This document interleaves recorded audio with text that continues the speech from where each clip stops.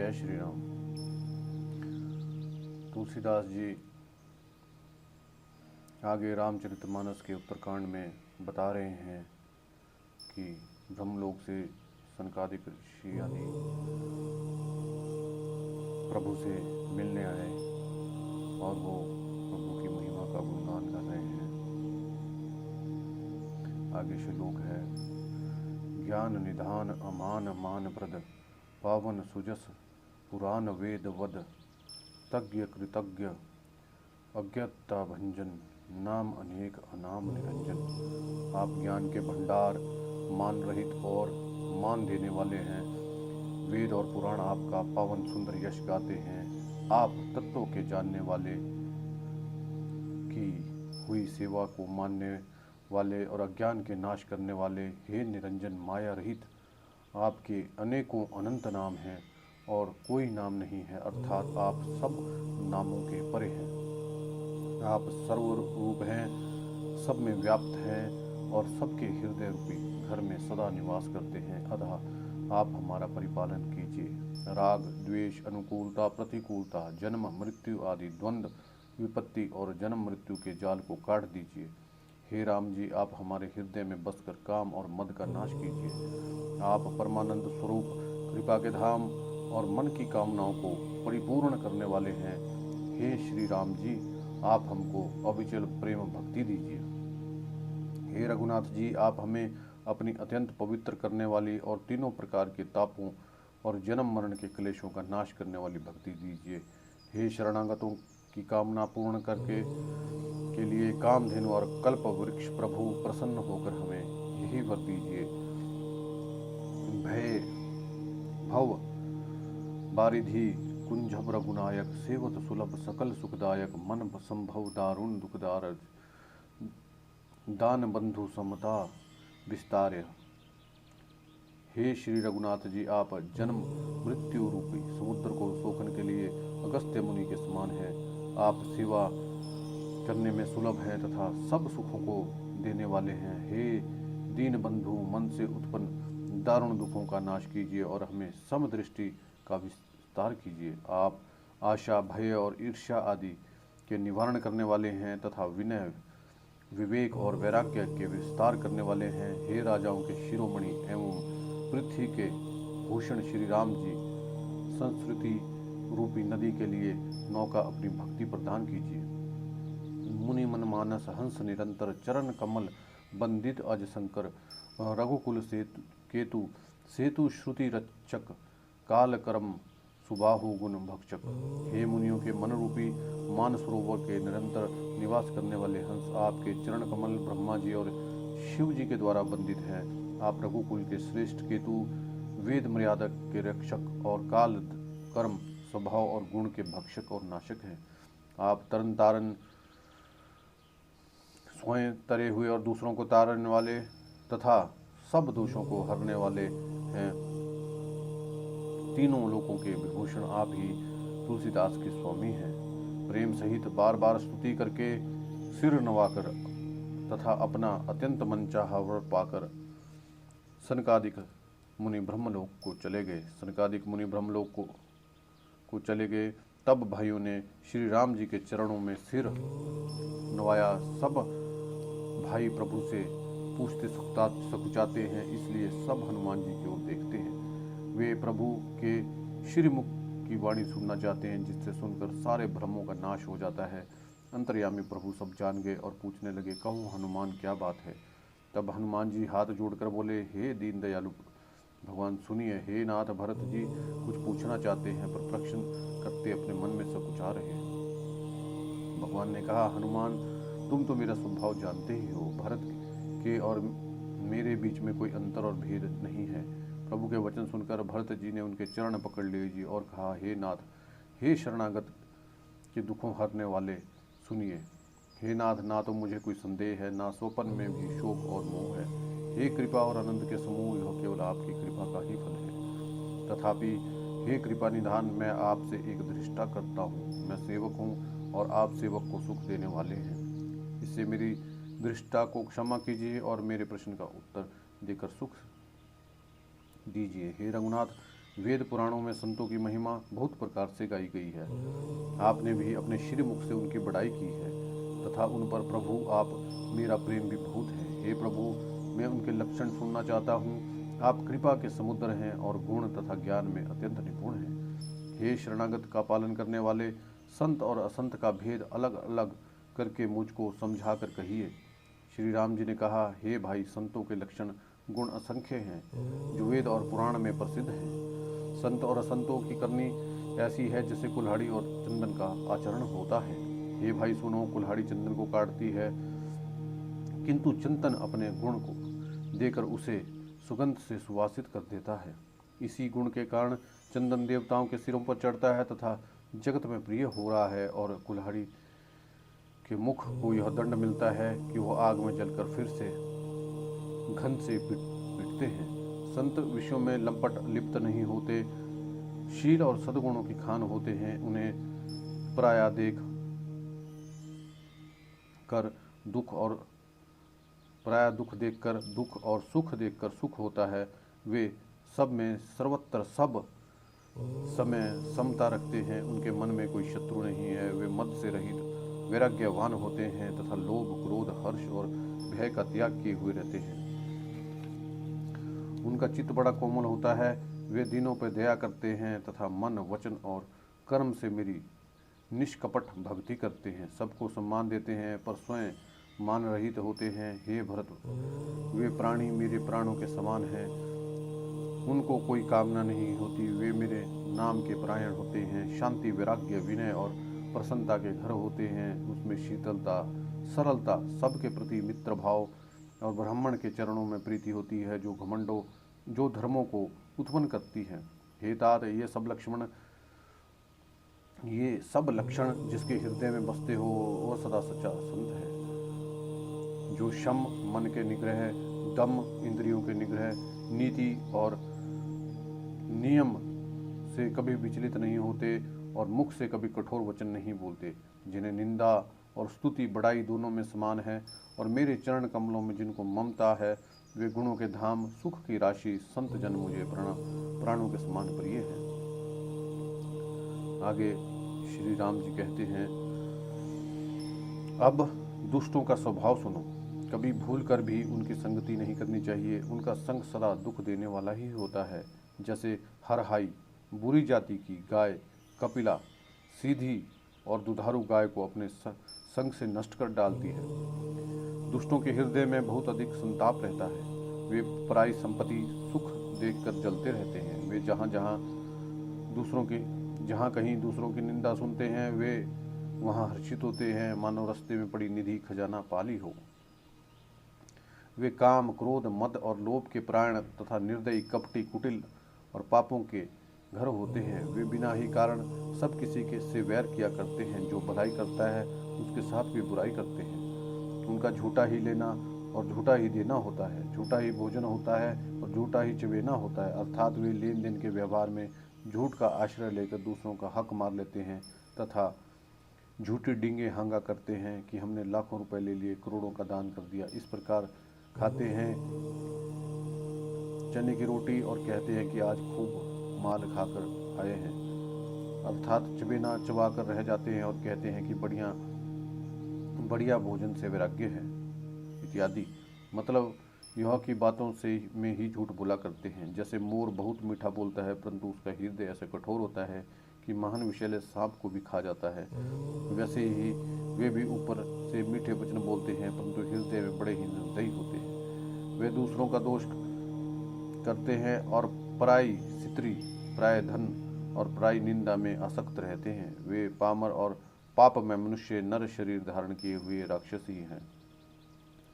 लोभ ही उनका ओढ़ना और लोभ ही उनका बिछोना है, अर्थात लोभ से ही वे सदा घिरे रहते हैं। वे पशुओं के समान आहार और मैथुन के परायण होते हैं। उन्हें यमपुर का भय नहीं लगता। यदि किसी की बड़ाई सुनते हैं तो वे ऐसी दुख भरी सांस लेते हैं मानो उन्हें जूड़ी आ गई हो, और जब किसी की विपत्ति देखते तो ऐसे सुखी होते हैं मानो जगत भर के राजा हो गए हों। वे स्वार्थपरायण, परिवार वालों के विरोधी, काम और लोभ के कारण लंपट और अत्यंत क्रोधी होते हैं। वे माता पिता गुरु ब्राह्मण किसी को नहीं मानते।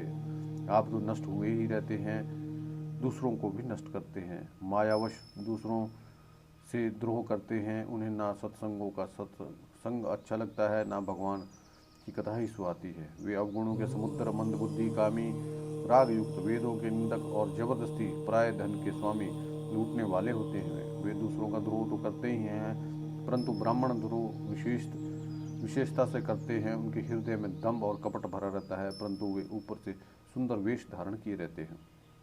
ऐसे नीच और दुष्ट मनुष्य सतयुग और त्रेता युग में नहीं होते, द्वापर में थोड़े होंगे और कलयुग में तो इनके झुंड ही होंगे। ये भाई, दूसरों की भलाई के समान कोई धर्म नहीं और दूसरों के दुख के समान कोई पाप नहीं है। हे तात, समस्त पुराणों और वेदों का यह निर्णय निश्चिंत सिद्धांत मैंने तुमसे कहा, इस बात को पंडित लोग जानते हैं। मनुष्य का शरीर धारण करके जो लोग दूसरों को दुख पहुंचाते हैं, उनका जन्म मृत्यु के महान संकट सहने पड़ते हैं। मनुष्य मोहवश स्वार्थपरायण होकर अनेक पापों करते हैं, इससे उनका परलोक नष्ट हुआ रहता है। हे भाई, मैं उनके लिए काल रूप भयंकर हूँ और उनके अच्छे और बुरे कर्मों का फल देने वाला हूँ। ऐसा विचार कर जो लोग परम चतुर हैं, वे संसार को दुख रूप जानकर मुझे ही भजते हैं।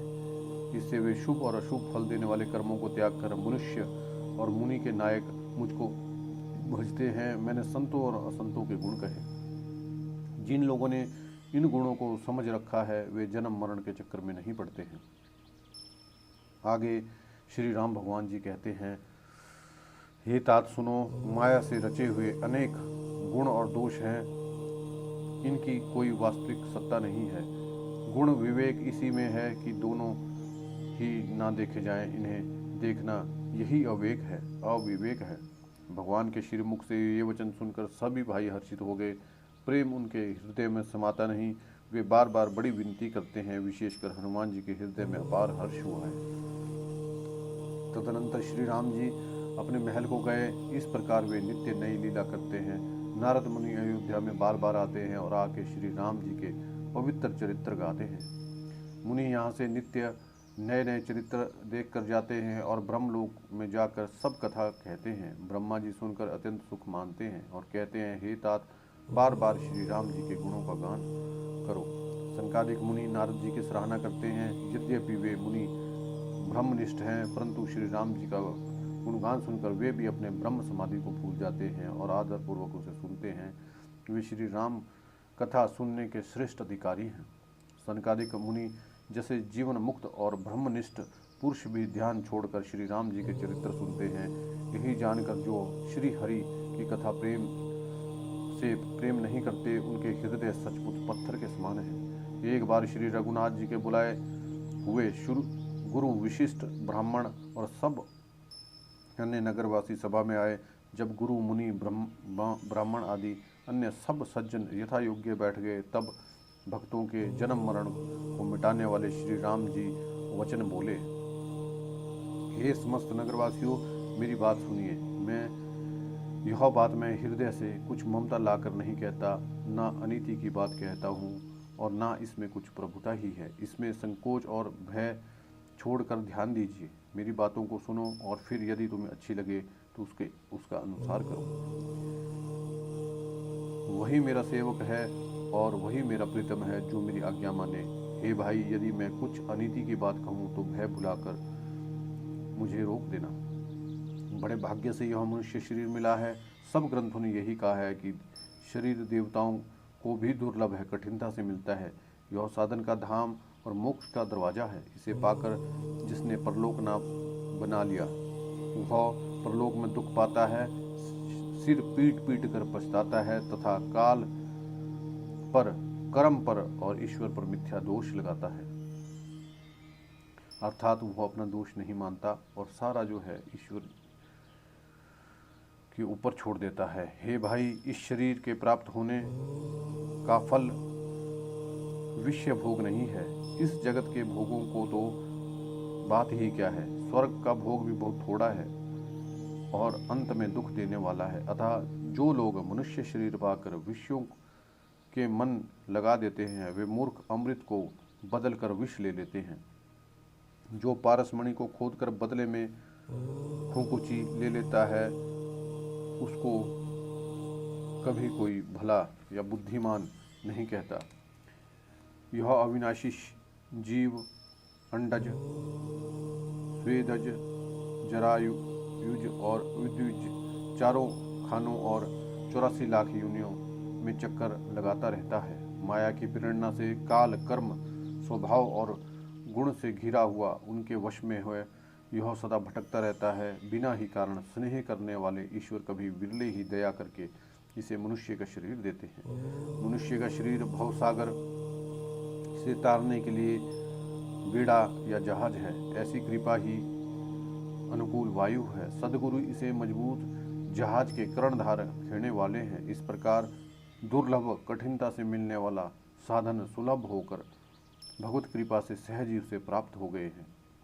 जो ना तरे भव सागर नर समाज अस्पाई, जो कृत निंदक मंदमती आत्मान गति जाई। जो मनुष्य ऐसे साधन पाकर भी भवसागर से ना तरे वो कृतघ्न और मंदबुद्धि है और आत्महत्या करने वाले की गति को प्राप्त होते हैं। यदि परलोक में और यहाँ दोनों जगह सुख चाहते हो तो मेरे वचन सुनकर उन्हें हृदय में दृढ़ता से पकड़ रखो। हे भाई, मेरी भक्ति का मार्ग सुलभ और सुखदायक है।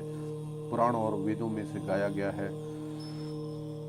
ज्ञान अगम दुर्गम है और उसकी प्राप्ति में अनेकों विघ्न हैं। उसका साधन कठिन है और उसमें मन के लिए कोई आधार नहीं है। अतः बहुत कष्ट करने पर भी कोई उसे पा भी लेता है तो वह भी भक्ति रहित होने से मुझे प्रिय नहीं होता। भक्ति स्वतंत्र है, सब सुखों की खान है, परंतु संतों के सत्संग के बिना प्राणी इसे नहीं पा सकता और पुण्य समूह के बिना संत नहीं मानते। सत्संगी हो ही संस्कृति जन्म मरण के चक्कर का अंत करती है। जगत में पुण्य एक ही है, दूसरा नहीं है। वह है मन, कर्म और वचन से ब्राह्मणों के चरणों की पूजा करना। जो कपट त्याग कर ब्राह्मणों की सेवा करता है उस पर मुनि और देवता प्रसन्न रहते हैं। और भी एक गुप्त मत है, मैं उसे सबसे हाथ जोड़कर कहता हूँ कि शंकर जी का भजन बिना मनुष्य मेरी भक्ति के नहीं पाता। कहो तो भक्ति मार्ग में कौन सा परिश्रम है। इसमें न योग की आवश्यकता है, न यज्ञ, जप, तप और उपवास की। यहाँ इसकी आवश्यकता है कि सरल स्वभाव हो, मन में कुटिलता ना हो और जो कुछ मिले उसी में ही सदा संतोष रखें। मेरा दास कहलाकर यदि कोई मनुष्य की आशा करता है तो तुम ही हो। उसका क्या विश्वास है, अर्थात उसकी मुझ पर आस्था बहुत ही निर्बल है। बहुत बात बढ़ाकर क्या कहूँ। हे भाइयों, मैं तो इसी आचरण के वश में हूँ। ना किसी से वैर करें, ना किसी से लड़ाई झगड़ा, ना आशा रखें, ना भय करें। उसके लिए सभी दिशाएं सदा सुखमय है। और जो कोई भी आरंभ फल की इच्छा से कर्म नहीं करता, जिसका कोई अपना घर नहीं है, जिसकी घर में ममता नहीं है, जो मान हानि, पापहीन और क्रोधहीन है, जो भक्ति करने में निपुण और विज्ञानवान है, संत जनों के संसर्ग सत्संग से जिसे सदा प्रेम है, जिसके मन में सब विषय यहाँ तक कि स्वर्ग और मुक्ति तक तीर्ण के समान है, जो भक्ति के पक्ष में हट करता है पर दूसरों के मत का खंडन करने की मूर्खता नहीं करता, तथा जिसने सब कुतुकों को दूर बहा दिया है, जो मेरे गुण समूहों के और मेरे नाम के परायण हैं एवं ममता, मद और मोह से रहित हैं, उनका सुख वही जानता है जो परमानंद राशि को प्राप्त होता है।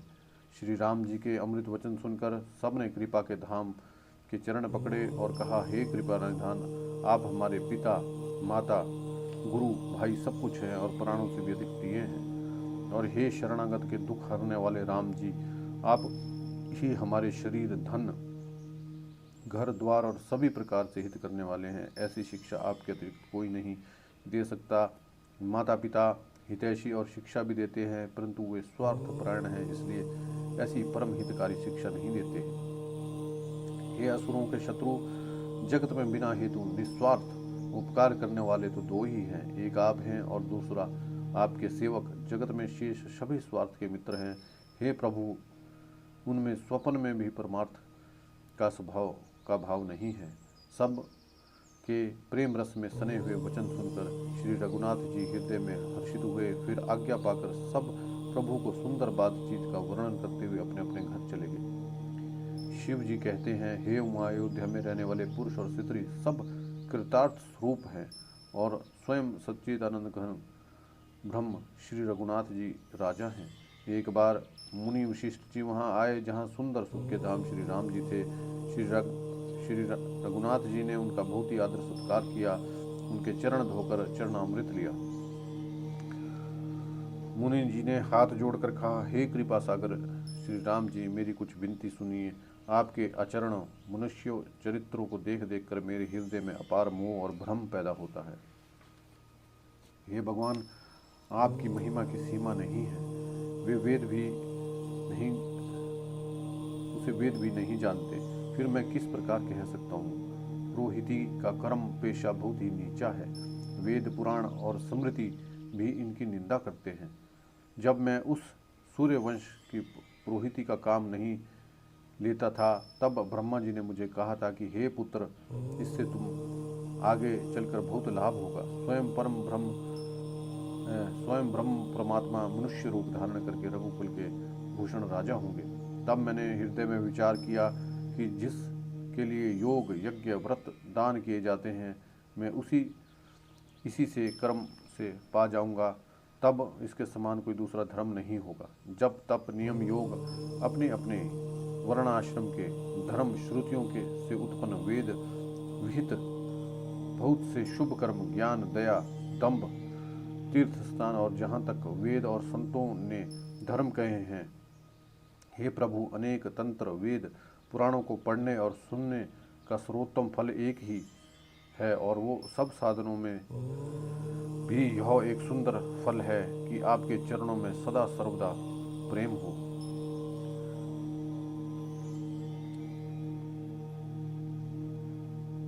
आगे महर्षि कहते हैं, मैल से धोने से क्या मैल छूटता है?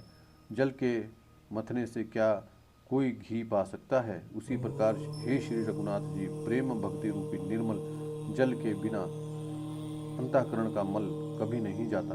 वही सर्वज्ञ है, वही तत्वज्ञ और पंडित है, वही गुणों का घर और अखंड विज्ञानवान है, वही चतुर और सब सुलक्षणों से युक्त, जिसका आपके चरणों में प्रेम है।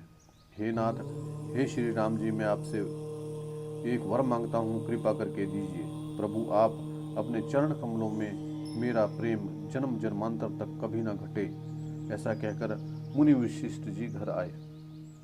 वे कृपा के सागर श्री राम जी के मन को बहुत ही अच्छे लगे।